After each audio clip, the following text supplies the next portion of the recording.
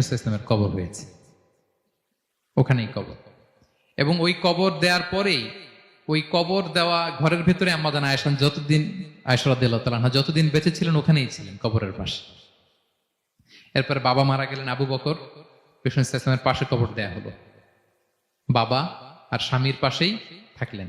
এরপর ওমরে ফারুক মারা গেলেন, ওনারও কবর দেয়া হলো। কিন্তু এখন তো আর বাবা আর স্বামীর সাথে পর্দা নাই, ওমরে ফারুকের সাথে তো পর্দা আছে। তো তখন তিনি ঘরটা হয়ে গেছে ছোট, তিনটা কবরে অনেক জায়গা স্পেস নিয়ে গেছে, এখন অল্প একটু জায়গা পর্দা টাঙাই দিলেন ওমরে ফারুকের সাথে পর্দা হিসেবে, ছোট্ট একটা জায়গায় যতদিন বেঁচে ছিলেন ওখানটাতেই ছিলেন।